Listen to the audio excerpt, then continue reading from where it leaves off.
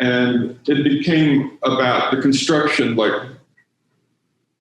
the construction of paint, like one pigmented touch to another pigmented touch to another one to another one to another. So constructing with paint. It's like I wanted to build something with paint, build a presence with paint, kind of leave the residue of my experience of looking on the canvas.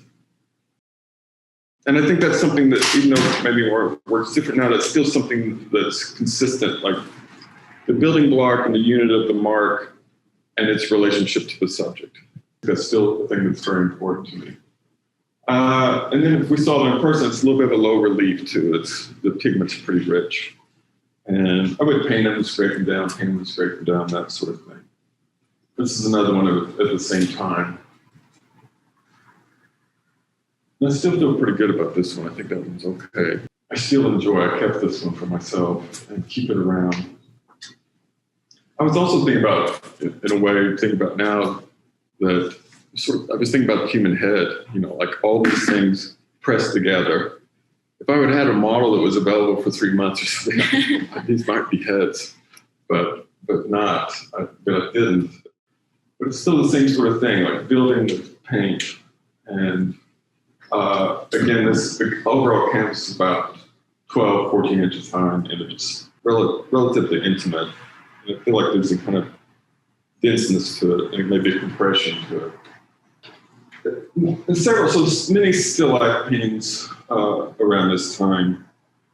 But as I left school, I felt like I had to not really drop a bomb on this little ideal still lifes, but I feel like I had to break back open again. And even though I love the structure of those early paintings, I don't know. And also, you guys can ask questions if you want to while we're talking. I'm very happy to do that. But for like the last few paintings, the artists I was looking at, Chardin, Giacometti, and Philip Guston's early abstractions, like the plus minus ones, the ones that are made out of these pigmented strokes. I just love those paintings. I still love those paintings. And those were important to me at the time. But this, I feel like I had to stir things up a bit after grad school. And not that I feel like this is an improvement, but I feel like it was a chance to reopen and reinvestigate. So one of my first collages, this is another collage, but at the same time, so this is fairly intimate. It was like a relief in paper. I was thinking about, I'm even always questioning things like how valuable is the representational image to me? Can it just be about the physical material nature or our materials that we work with?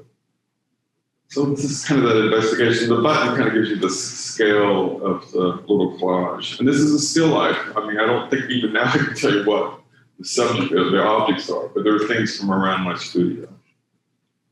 And I started doing a lot of ink and gouache drawings. And again, these are still lifes, but I'm trying something a little bit more organic and something where I don't know what the outcome might be. I didn't know really what the outcome on those others were, but even from the very beginning, I knew it could be something very different. Another little still life.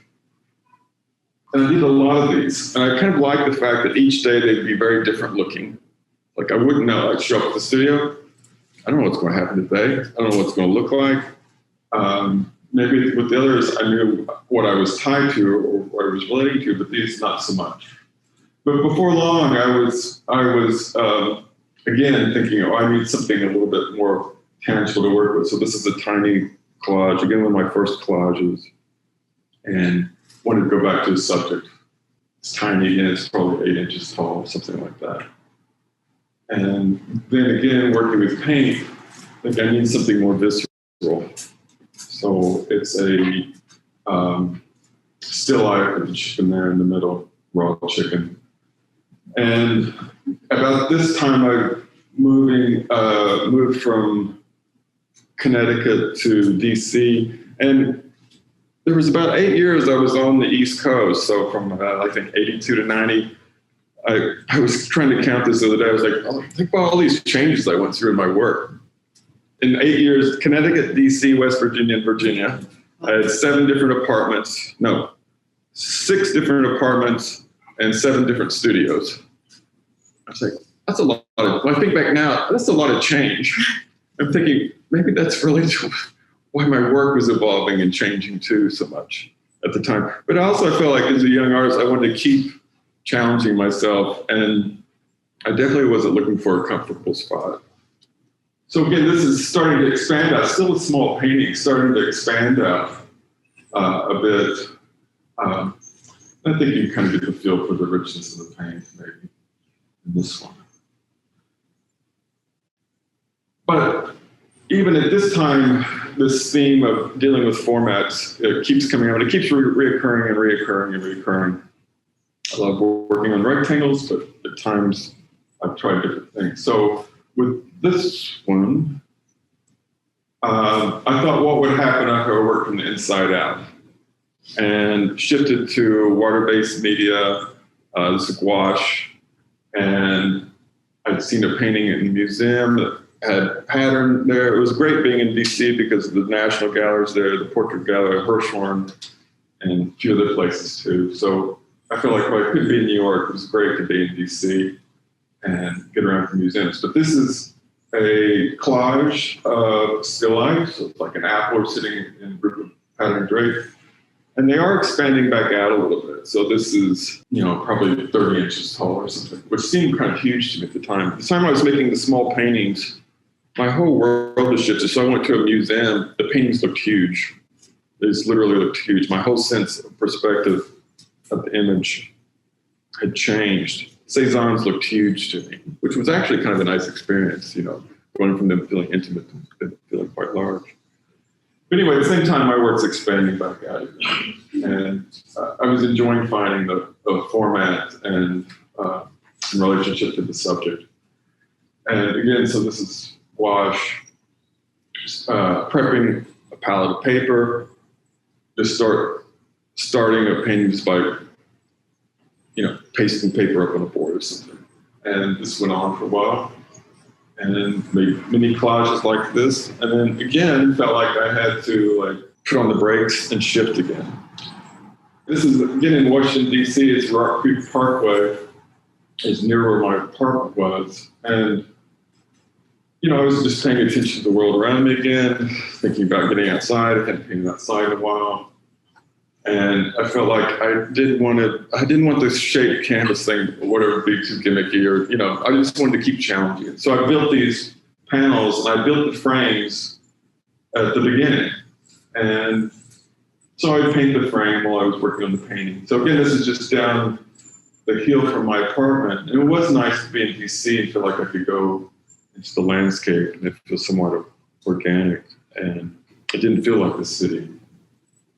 And this became a favorite spot of mine. I did several paintings from here. This is another one from about that time. And again, this is the first time I'd worked with oils and made them fairly immediate. Those early oil paintings were made over a period of months. These, paint them, and then if I didn't like it, I'd just go back the next day and repaint the whole painting. And this is about 48 inches tall. I remember the frame was 4 inches wide, so it gives you some idea of the scale. Tree with sort of overgrown, some vines on it there on the right, and you look down the hillside to the left. But I enjoyed bringing that sort of immediacy back to oil paint, so it was a challenge for me. This is my first street painting.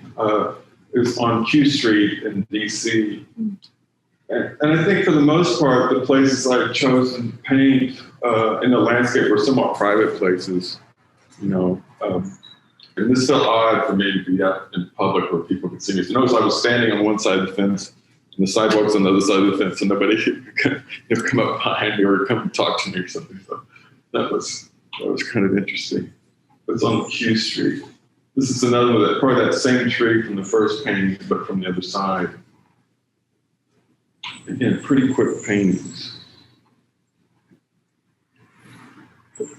Had to break through that frame. So did that on several occasions. This is backyard when we moved out to West Virginia, commuted into DC, and it's probably overall about 36 inches high.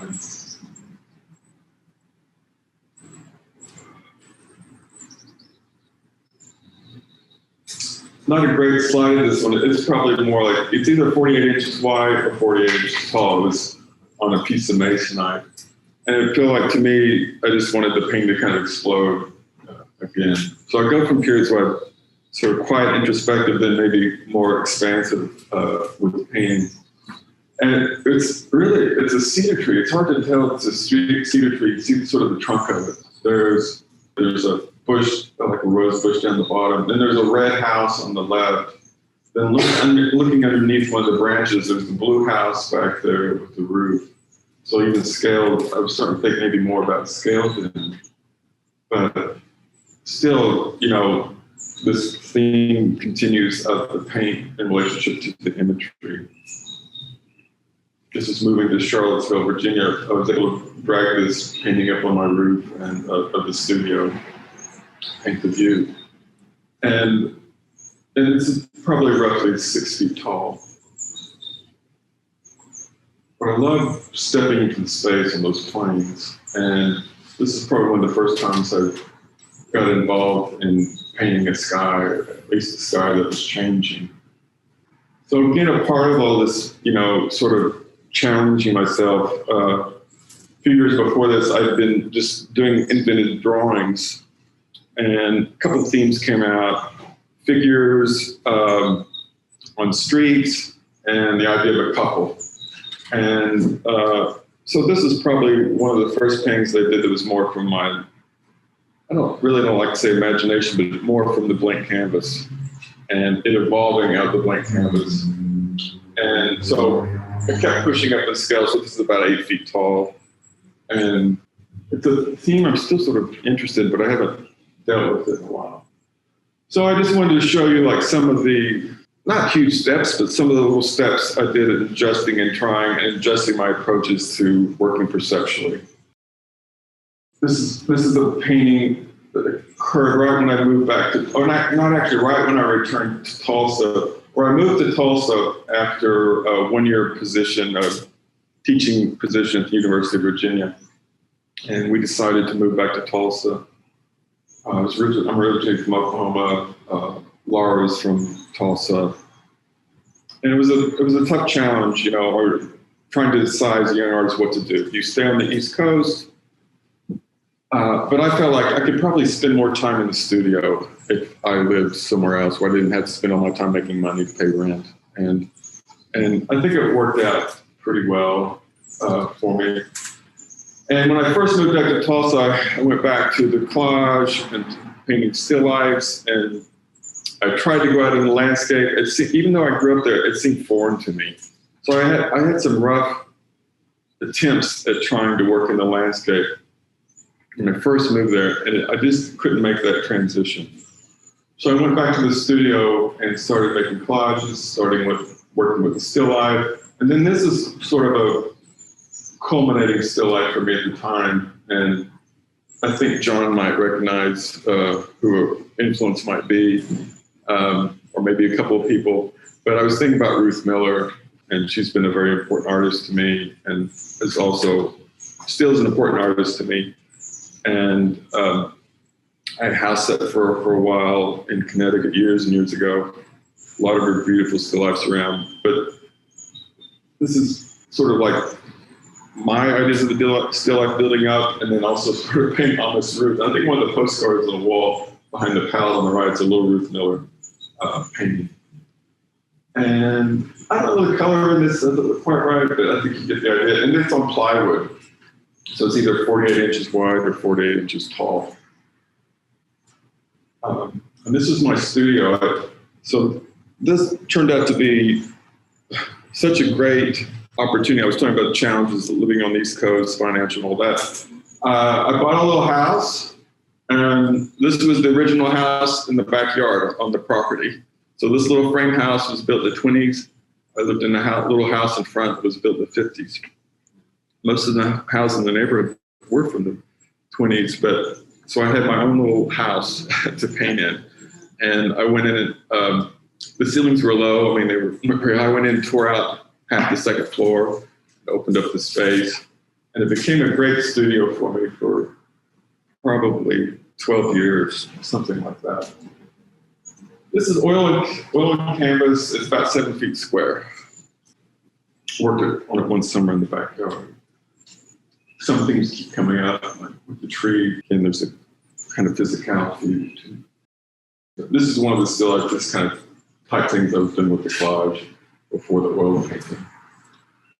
And at that time, I started thinking about, I started seeing new things in the landscape and types of spaces and places I'd never worked before. And this is 11th Street. And for a while, my son was going to school downtown. I would take him to school every day. And after doing that for a year, I thought, well, this is kind of an interesting looking place. This kind of space is interesting, and it's new for me. And I've never worked out in the open like this, or such an open kind of landscape. But then also, like the increment of mark, the constructing, all that was not unrelated to those really early still lifes, like little this, little that. And these were collaging and painting. That's the way we work. I'd collage, then I'd paint. Collage and paint. This is gouache again. So when I started, I don't know what format it's going to be. I thought for several months, I thought, well, I can't collage outside. It's ridiculous. It's already tough enough working outside, but adding the element of collage should. How do I do that? But, after a while, I figured it away and started a series of collages on streets. I think this was the first one. I almost wish you could see that better. Did quite a few. This is probably in the late 90s. The color's not quite right on these, but I think if there's enough there, you can get a feel for it.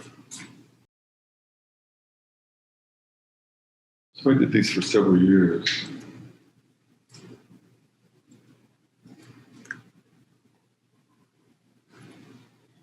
This must have been in the fall. The leaves coming in up the right, changing. And this is probably roughly 36 inches wide. I probably painted this spot, I don't know, 4 or 5 times. I mean, not for this particular painting, but went back over and over to the spot. And these weren't the kind of places I was taught to look at or look for in the landscape either. So these were, kind of fresh for me in a lot of ways. It's probably about 45 inches tall, something like that. I can remember working on this. It's like I wanted a figure in it. I think that sign was for a bus stop, possibly. So this guy comes over and stands for 5 minutes. I thought, perfect. It's so great. Just stand there for a few minutes. Because I like the way it's set up to scale. And I'm really becoming more interested in scale in the landscape in a way I hadn't been even really considered it before. And then the guy gets on the bus, and the people on the bus are kind of pointing, look at what that guy's doing over there, So I like, so many of them are just looking down the street, but this one was looking up a hill and then off to the left. I kind of like that idea, looking up and off to the left. It's around 40 inches, probably tall. Keep getting a little bigger. This is still gouache.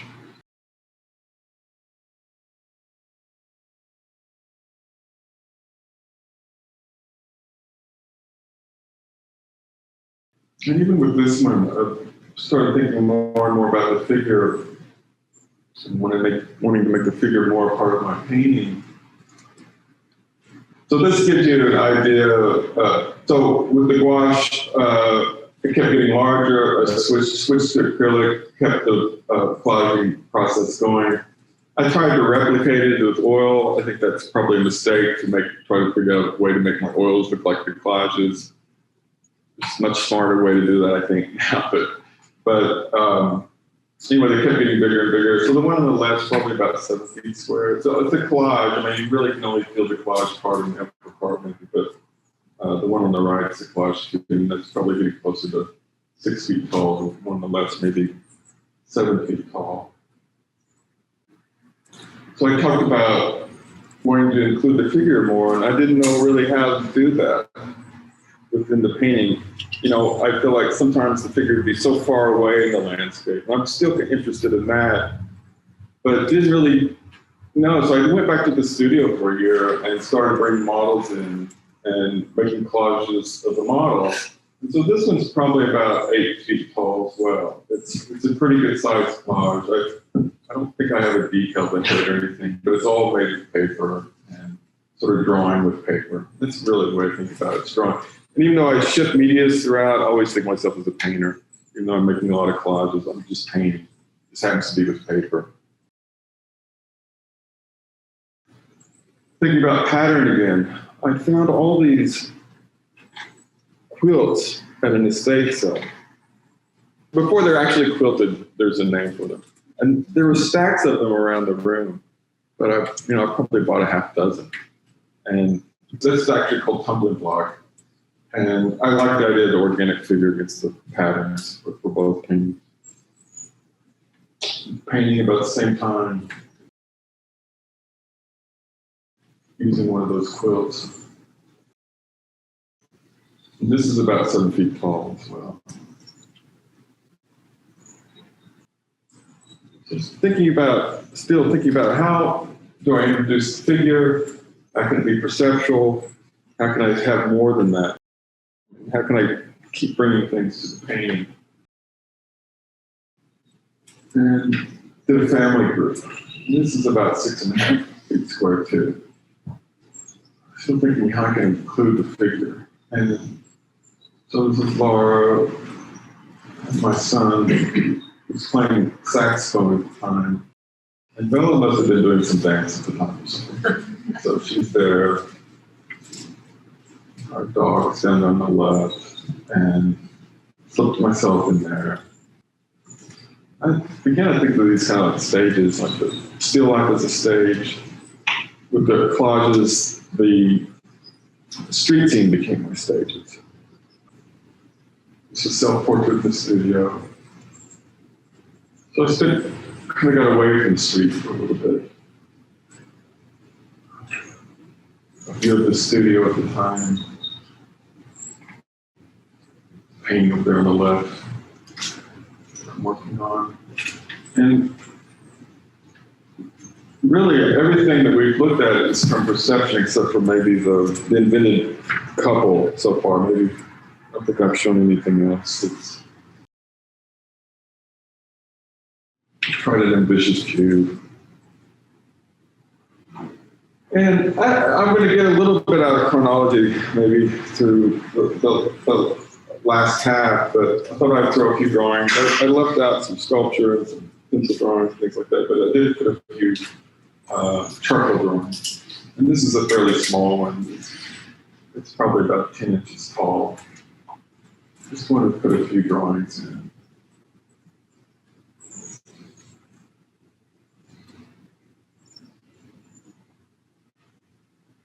And I've always seemed to go like in phases of drawing a lot and painting a lot, and drawing a lot and painting a lot.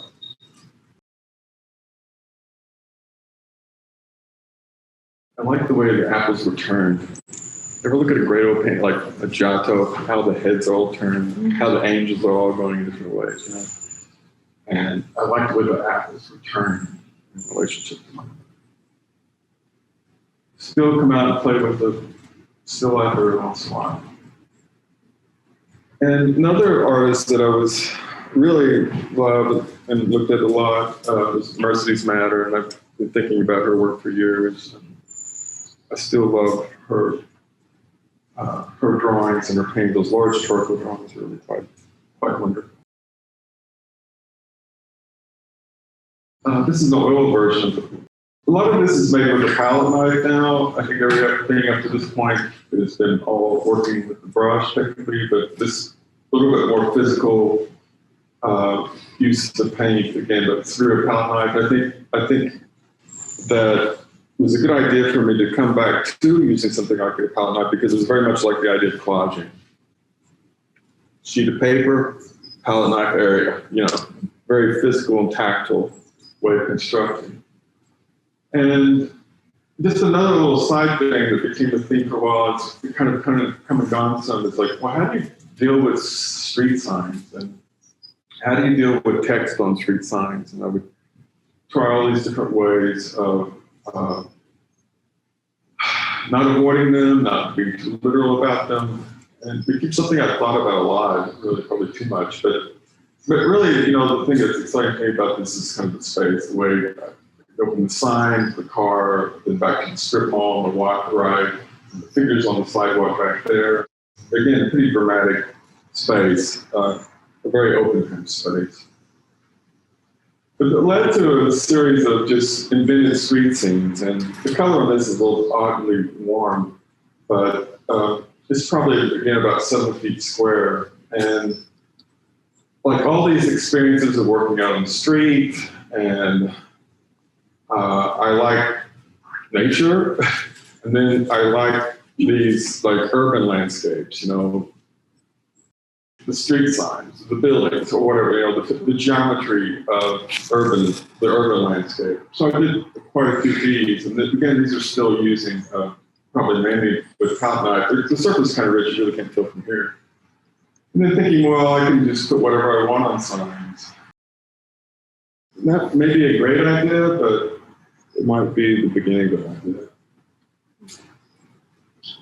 Did some more of those. It seems like I would have one of these going on in the studio while I was doing other sorts of things, like going outside. This, again, it's about 6 by 7 feet.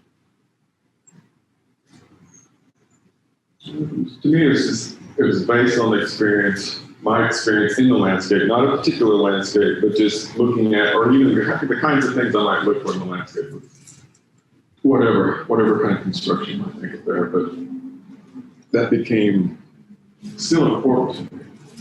Here's another one. Again, kind of playing around with the text, not really sure what to do with it. Here it starts to go to slightly political, maybe. Then thinking about, again, the whole idea of the landscape, the kinds of landscapes I'm choosing. How do you deal with something like a one-point perspective? I started thinking more of and even earlier, like one-point perspective was an X, not just going back into space, but an X across the canvas. And those X's became triangles. So it became a different way for me to think about like perspective. I was trying to explore that some in this. And then just enjoy, just working directly from a blank canvas. And so I am interested in those artists that regularly paint from life, then regularly inventing things like Cezanne the Bathers, or Kokoschka and his paintings that he did on the side, or Paula Rego, or Leland Bell. Leland Bell is somebody whose work I love a lot, and his work has a connection to perception, and then he's got these series of paintings going on, some with the couple, actually, and then different ways of using and working with his family as well. So the collage started expanding in the sense that I started using found objects. So the clothing is actual clothing, and that should give you a scale of the painting. I remember Andrew Ford's giving a lecture and talking about de Kooning and some of de Kooning's women, and the women from when he moved out to Long Island, he painted them on doors. That seems like such a natural thing, painting the figure in relationship to a door. And so I like that internal logic, there's a nice natural logic there. So to me, the idea of inventing figures was like drawing with fabric or drawing with clothing. I could make a connection to the figure and somewhat do it via clothing. So the landscape all invented. It feels a little bit like Tulsa, not a specific scene. I started putting in some of my own signs in it. I actually think the clothing of the child, or the one with the structure, I think that was my son's shirt, my daughter's clothing. I think she actually made that sign, like a lemonade stand sign.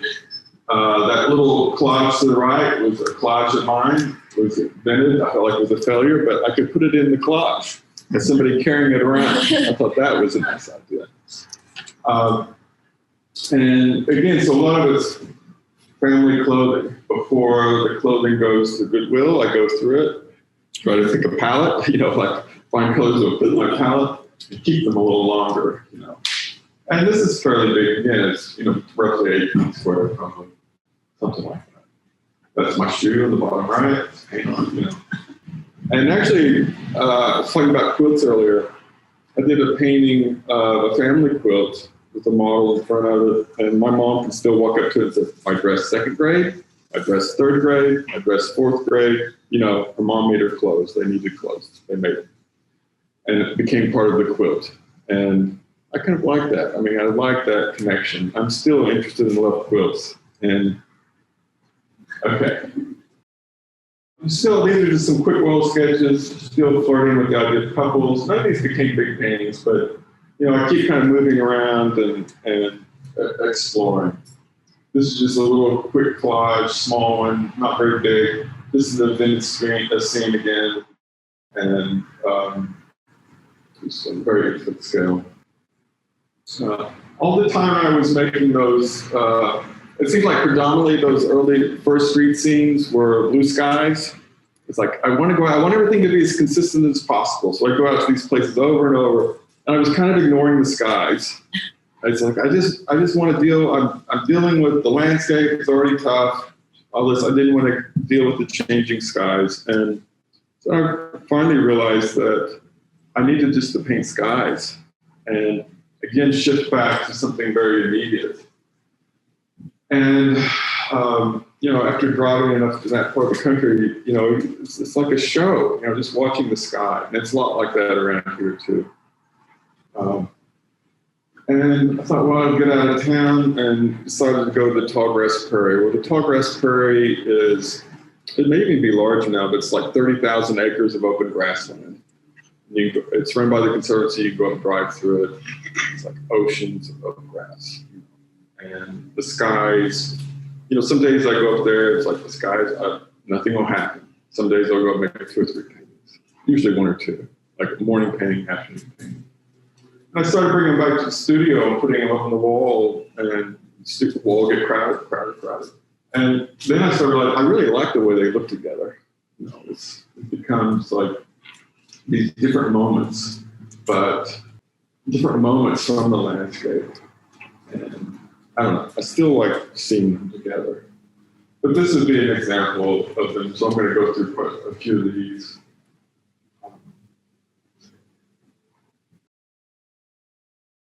Robert was asking me how the landscape's different. It's very similar, but it's still very different. There's something else, the sky almost seems closer to me there. I don't know. It's beautiful here as well. More of a stormy day. Must be spring. I used to tell you the name of the flowers.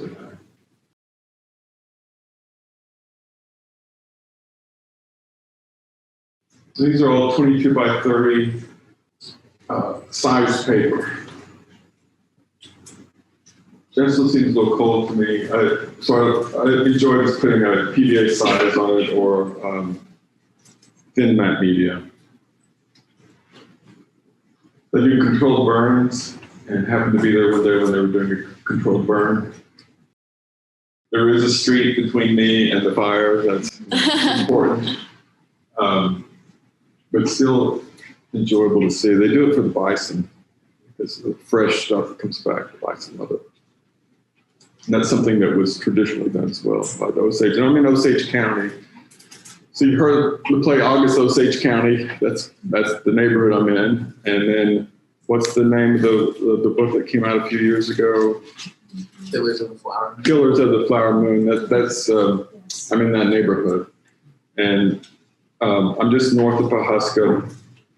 And that's where Scorsese is right now making the film. I haven't been up there to check that out, but I think that's pretty cool. And again, with these, enjoying like each day, how each day is very different, in terms of the sky. So I can see these themes kind of going back and forth now, like things that are really set, explore, explore, explore. Things that are very, I don't know about spontaneous, but things that change a lot. And here with the scale, there's a little red roof on a house back there along the horizon. It's a wintry day, like spring.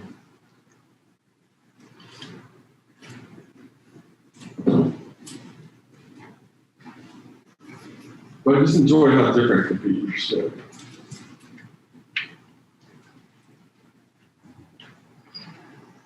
Even just the transition from the sky along the horizon, it can be such a beautiful area. This was the last one from that group, and this is probably 10, 15 years ago.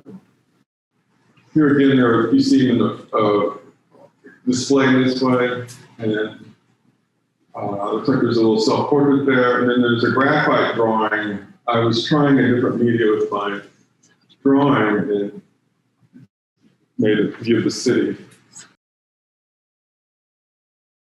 Still trying to figure out ways to incorporate the figure. So I'm sorry, I'm getting a little bit out of maybe rhythm in terms of continuity, but I spent a couple of years every Saturday, or not every Saturday morning, frequently on a Saturday morning, I'd go down to the Cherry Street Market and draw.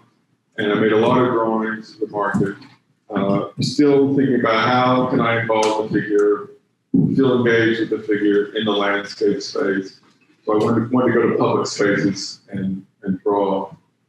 And those drawings led to me trying something new technically. It's like I decided to go down and video the market. There's this one place I'd go stand all the time. There's like a manhole cover. All the booths were always set up the same. So the street was kind of the same. But I would stand in the same place to draw, or I found that place over time. And then I went back there and I thought, well, I'll go video this place. And then I'll loop the video on my computer and go back to the studio and hit play and just let it run. So to me, it was kind of like watching people moving. And I felt like when I was challenged by the figure, I still am, I thought, well, I could try a few of these. And so not one frame is one set frame in the video. It's like, oh, the person on the right was walking up, or I'll probably start with the larger figure or something. So I would do that. But then as the video evolved, I would stop it or do, and that was kind of interesting to me because I felt like I was looking at something. I felt like I was looking at something that was changing and moving, just like the way I was when I was drawing it. But it gave me a few extra seconds to capture something about the figure. And so I experimented with that for a while. It's something I may do again, but these are made from essentially, like I said, it all came from drawing first because I think I got to know the place, sense of scale, all that from the drawing, the way I might frame in a drawing before I went to experimenting with video. So these are fun. I mean, they're small. You can tell by the push-in. They're kind of intimate. Obviously, I enjoy the color, exploring that. I mean, I love things like the figure on the left. But they were fun to make, and I made several of them.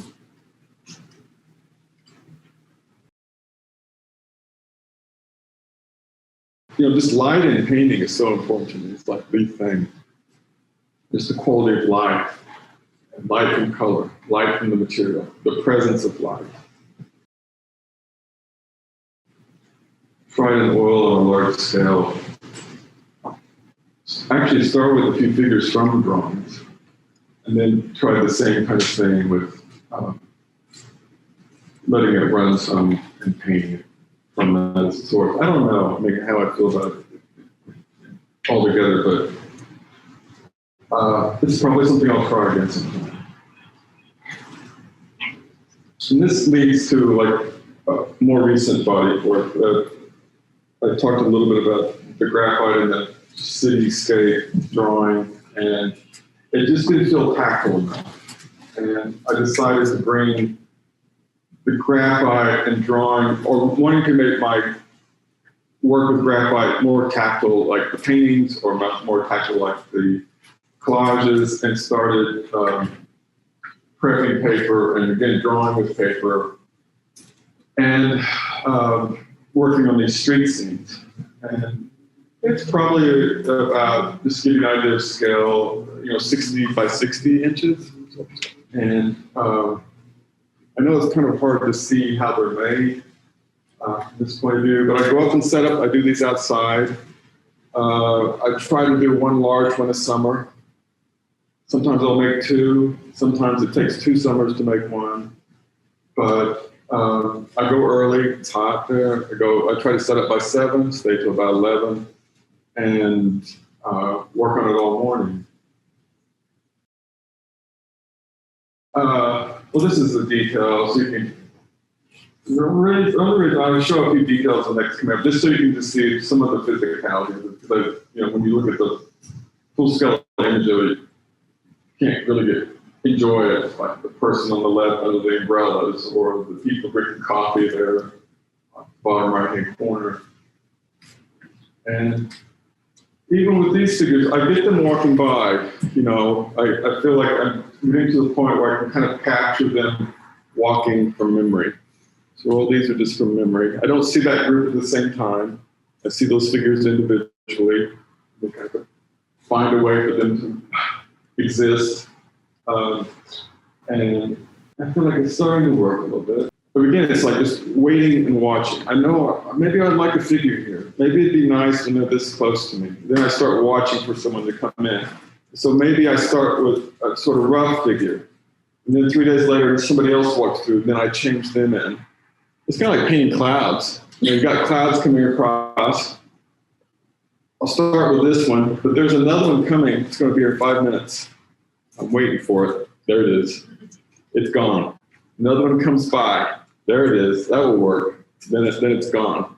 Same thing with the figures. They come through, that sort of thing, and they're gone. But I like that, and I enjoy just observing daily life, just the ordinary stuff. I just really enjoy watching. I wish I could be invisible in these places, but I can't. And I just enjoy watching. And actually, this is kind of a busy street, but so much of the traffic is car traffic. At 7 in the morning, there's not that many people walking by. It's kind of nice in a way. It's just a quick, smaller one from Chautauqua from a few years ago. Another one about the same time from Chautauqua. So I've been making a lot of collages the last 2 years. This is a park there in Tulsa. Same sorts of thing, observing the person coming through here on the left, walking their dog, and then you really can't see the people up on the right along the horizon. So I love these extreme scale changes. And now I see that in paintings more. I look at more paintings from history. I see more of that scale change, and to me, it's become a very satisfying thing to explore. This is actually Jay. This is 6 years ago, Mount Gretna porch. This is Bella sitting there studying, and reading or doing something. And it's up on 2nd Street, I think. And Rob, I think this is the one you saw. And it's got to be at least 6 foot wide. It's mine view just a little wider than that. Same sort of scenarios. There's a self-portrait of me in that window under the sign, my reflection. The people that came into the windows came out every few weeks, so there was a figure under the umbrella, the window washer.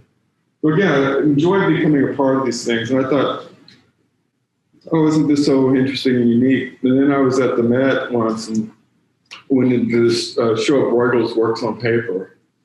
And I thought, my gosh, I'm just trying to do what Bruegel's doing. He did it so much better, because there was this one print, I think it's called Prudence.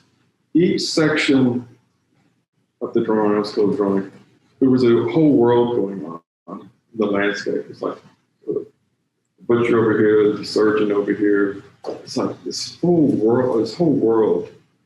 And I enjoy thinking about that a lot.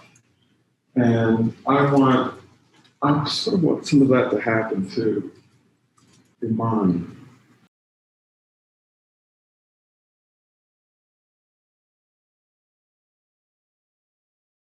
So I can live downtown.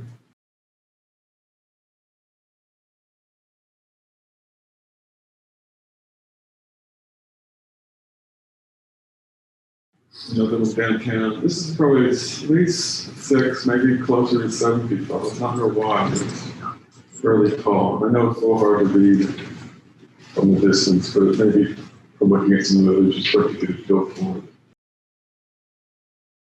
And this is repeating the same view that the one that Rob saw. It's easy for me to go. If I find a place I really like, it's easy to go back to.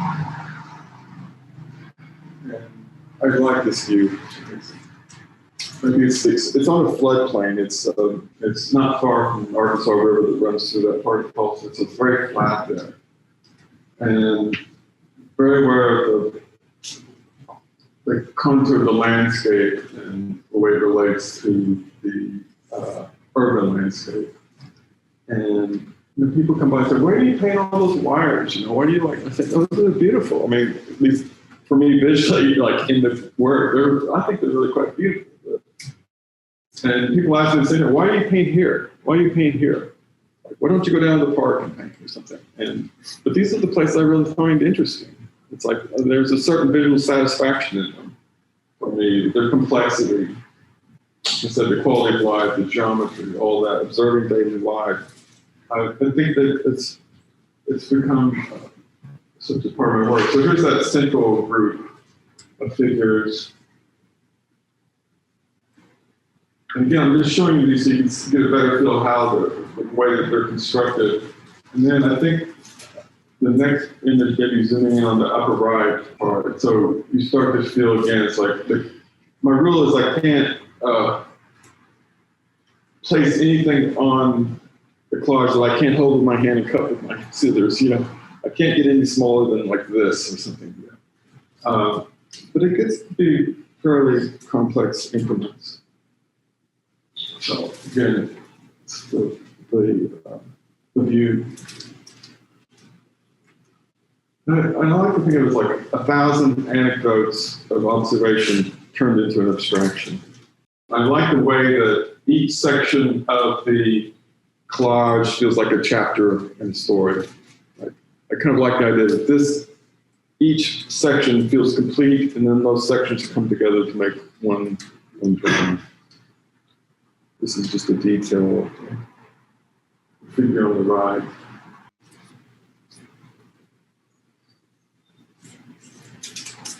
Another detail. But I feel like these are the works that are important and exciting to me right now. I'm doing some studio things. I'll give you a glimpse of them in a minute. But these are very recent, the last few years.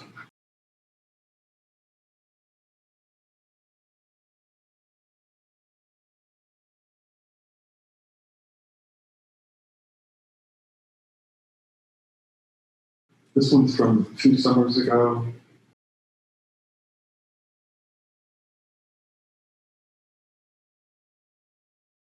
With all the things that are going on in the world lately, I think some of the invented things have kind of gone that way, thinking this, not so much politically, but informed maybe by all that's going on. So some of that's starting to arrive in the work a little bit. Again, a mixed media collage.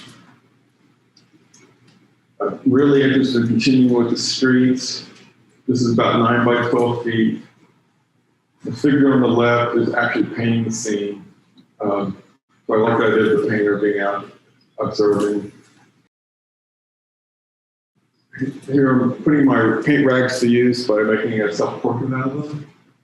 Mm-hmm. It's about 30 inches high, probably. Mark? Excuse me? Sam wants to know what kind of adhesive you use. Most of it's acrylic matte media for almost everything. If it's more oil-based, I'll use a gel media, a gel alkyd of some sort. I probably use a gel media with these. since it's the presence of oil paint in them. And I think if you look closely around the collar, you can see staples. It's like stapled to a board. So it's a mixture of gluing it and stapling it right to the board.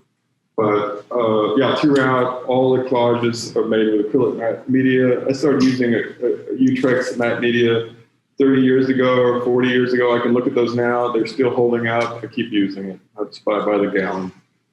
Usually buy 4 gallons at a time. And but anyway, again, with the mixed media, one of the most recent mixed media pieces where I found these Afghans, and they became buildings for me, and even the signs are found objects. There's a fellow that regularly has his sign out that says he needs insulin. I found one in a parking lot. It became part of the collage. The homeless lines relate to homeless people in there. And the same thing with the clothing. This one's called Sweet and Sour View from the Curb. I was thinking of like a real low point of view in terms of looking like maybe somebody was lying down looking. It's almost like a triptych. There's a road back on the left, kind of a road in the middle. You kind of barely get around this pole to the right. And then it was fun just collaging with, again, these found objects.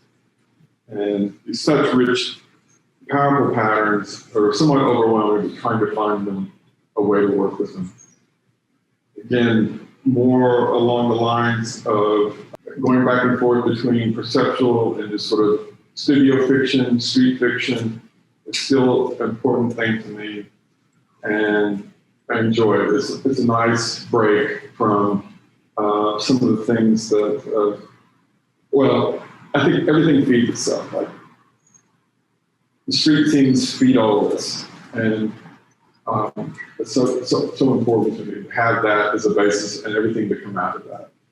So the invented street signs became more like signs of protest. I don't know where I'm going with all these really, but I feel like it seems somewhat relevant at the time. These are a couple of years old.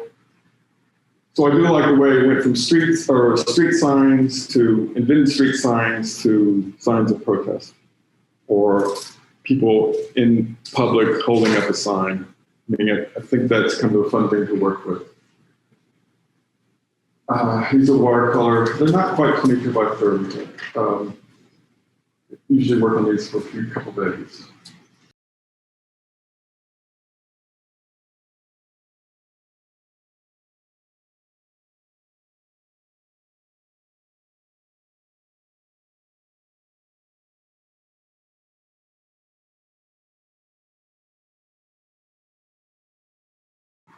This actually came before those. I started this painting about 6 years ago, and again, the idea of the street signs becoming related to maybe signs of protest. And this is probably the largest painting I've made. One unique aspect about this one is that I started with the grid, and it's usually, I don't usually work with grids. And it's, like I said, it's 9 by 16 feet, it's 4 different panels. Again, this is like work on these in the winter when I can't go outside anymore. And the language is sometimes contradictory language, but I'm kind of interested in that, playing around with that a bit in these paintings as well. But I'm not sure where they're going to go if I even keep making them. But this is from last summer. This is what it looks like in the morning. I get up and I throw my collage in the back of the truck and head out to the site. So here's my setup. It's kind of a homemade easel, sheet of plywood with legs. On the table on the left, I've got a box with paper that's prepped and cut up. Then there by the staples, I've got flat folders of large sheets of paper that I'll use to cut from, or, to draw some with as well. So this is from last summer. I feel like I couldn't go out on public streets last summer, but I could work on campus. So these are just images of that collage. And I'll probably, when I get back to town, I'll probably, I want to work on this a little bit more. I'm not even sure what I'm going to do with it, but I'm just not quite happy with it. Just a few quick watercolors from this winter. It's a group of 4 COVID-related watercolors.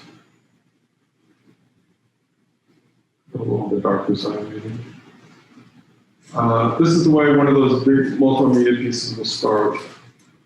And just started with the Afghan, expanded the grid from there. It's the way they start, evolve. I never have a plan for them, but I like the way these potholders became like street signs. And this gives you a sense of the physicality of it. I mean, it's hard to tell that it's kind of rich surfaces and materials from the broader image. But this gives you a little bit of a feel for it, I think, the material nature of it. And that's the collage right now. It's getting close to me. There's still a lot of things that are just pinned on. I haven't moved them. So it's like I draw by moving objects around. I pin them down and leave them. Pin them down, leave them, keep going. And if something stays in a place long enough, it'll become glued. So you see different Afghans, oak quills, things like that. Okay. And this is just a recent self-portrait, somewhat like the rag painting, but I take old paint that I scraped off, I save it, throw it in a box, and let it dry. Just take those bits with alcohol gel, and just draw with bits of paint, and paint on it, and draw with bits of paint. So this is kind of physical like that. It's infinite size, not quite like those still lifes at the very beginning, but not unrelated. So important for me, the relation of the material to paint. And I'm just going to finish up with one quick quote. It says that it has to do with a special attitude toward the value of representation itself, toward the question of authenticity in the painting language, towards the mystery of likeness, and above all, toward the power that is discovered in the questioning of that mystery, the power to symbolize inner states. And this is a quote from Andrew Forge. He curated a show of 8 English figurative painters at the British Museum. This is probably in the late 70s or early 80s. But I like, again, the way he's talking about the artist and the language of paint. And for me, just to finish up, I still feel it's necessary to satisfy a visual hunger. I still sort of hungry. I want to keep making things.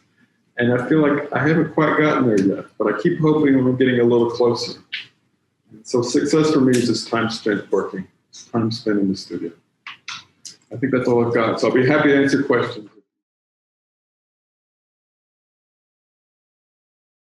Hey, Mark, I wonder when you're in Tulsa working on these big collages, in that early painting you were talking about, you painting on the side of the fence so nobody could come up to you. I imagine you were talking a little bit about people coming up to you. You must get a lot of people coming up to you, right? How do you deal with that? I've been doing it about 20 years now. So a lot of time I just sort of tune it out. And there's a lot of activity and sound on the street anyway, but I generally tune it out. But I since I am sort of an odd fixture, and I don't mind if people come up and ask questions. I don't want to really engage in a very deep conversation if possible, but I feel like, maybe it's polite to respond to them. And I've had all kinds of experiences. And I thought when I first started going out like this, I thought I would probably have some trouble. And I have to say I haven't had much trouble over the 20 years. And people are generally just curious. In the early stages of these collages, they can't even tell what I'm doing. Are you a surveyor? What are you doing? It's like I get all these questions. Where's the nearest quick trip? That's like, where's the nearest convenience store? I get all these questions about directions and things like that. I'm not always that great with them. But generally, people are very nice. And I've had some really sweet things, or touching things happen. I was working on one of those collages, and I get there early, but I'm still out in the sun all day. For 4 hours, it gets pretty hot. And there's a farmer's market nearby. I know an older woman and her grandchild bring me a drink. This is even more touching, maybe. I was out working on those downtown scenes, and I had to park like 10 spaces away. So it's like hauling my stuff back and forth, I was worried about people messing with it, with my painting or whatever. And I saw someone down around my stuff. Oh no, they're messing with my stuff. And my first thought was, oh no, I left scissors and razor knives there, that kind of thing. I was a little worried. And my painting was already set up so they could see it. I just didn't have the table and all that, with me. And it was somebody that was homeless. They were just checking out the work. And I went down there and they left me a stack of dimes. Sort of like my payment for the day, for effort or something. So I've had a lot of really nice, interesting things happen. But it's usually just ordinary. I just become part of the neighborhood. I think people get used to me after a while. I think usually by the end they're like, oh, there he is, still there. First it's unique and fascinating, then it's like, oh, he's still out there working. So it's a mixture of things. And I try not to complain too much. And sometimes I like a lot of the observations because a lot of observations will come from non-artists, and I appreciate those honest responses, sort of untrained eye responses. I feel like that's very valuable information too. So it's a give and take thing. Thanks, Mark. I'm curious because you started off with, 3 pretty tame images, and then it seems like really intrinsic to your process right now is experimentation and exploring materiality and these things. I'm wondering, was that just something you decided to do, or did somebody's push you? I don't think anybody really pushed me, but I also feel like, those early things, I was in a protected environment. I was in a school situation. I had time set aside to just focus on my work. Maybe there was something about having that protected space in a way. Not that it was protected, but it is, it's like at least I have this regular routine that's set by the school and I get to just work, But also there was a kind of freedom in that, it's like, oh, I don't have to think about anything else. I don't have to juggle everything that we all juggle with in relationship to life. But I feel like it might have something to do with that. So did that start like in grad or where? Those pieces, the very first ones, the first one was the drawing was undergrad, and then the first still lifes that were somewhat structured, those were from grad school. Okay. And I still feel like those paintings are actually important to me in looking at them now. But I feel like, I don't know what it is, but as ideas come to me, I keep going with them, no matter what. It's like now I feel like I get to a fork in a road, I take the whole fork. I don't have to hone down or anything, reduce. So it's like, if I want to do this today, I'll do this. If I want to do that today, I'll do that. And then somehow it should all tie together, I hope, sort of visually. I'm going to ask about your use of color. Color is intense, all the different colors are very intense. The intensity improves, the frequency improves. Well, I don't necessarily think about it, but it's so much a part of the landscape. And I just, again, love light and color. And I just love the light in the landscape. And it is the color I love, I have to say. I mean, I don't intentionally, only use that or not use other colors, but I'm almost not surprised that it's dominant. So I still enjoy it. And I only have 3 blues on my palette. Ultramarine, cobalt, cerulean. But I do love blue. I love blue in Matisse's paintings. I love the way he uses blue and black, for example. Give these deep blues so much life. And I think I really came to think everything be a drawing. I mean, not that I figured things out with drawing either, but it seems like I was far more established in my work coming from a drawing point of view. I still feel like color is really elusive to me. I love color. I love looking at color. A lot of times when we look at artists in our painting class, or I come around and talk to the students, we're talking about color relationship. And I feel like that's something something I'm more and more preoccupied with everything, but more and more preoccupied with color lately. Where maybe earlier, as younger artists, after some of the artists I was around, thinking more and more about structure. But I want those 2 worlds to keep coming together. Thank you, Mark. One of the things I'm really intrigued about is your interest in the everyday. Yeah. Can you talk about that? Is there a philosophy? Yeah. I mean, I think even the older I get, I appreciate it even more. And the last year I've been doing a lot of studio things, and some of these invented things. And lately I just can't wait to get back to Tulsa and get set up on the street again, just observing. I mean, I feel like, I don't really have a big philosophical, reason for doing that. And other than that, I was probably, even with the perceptual painters I worked with as a student, I was introduced to, painting the world around us through Wilbur Newald and Gretna Campbell in particular, and Stanley Lewis and some of these people. So that was kind of introduced to me, but now I think it's become personal, and I want to be out there and I enjoy just observing. I mean, there's nothing greater than having like 4 weeks in a row where you go out at least 5 or 6 of those days because the weather's good, and I'm just observing, just watching. And it's just very satisfying to me. And those are the kinds of paintings I enjoy looking at too. And I'm ready to get sort of back to that the rest of the summer. So I get back to Tulsa, start working. Thanks, Mark. Thanks, Jay.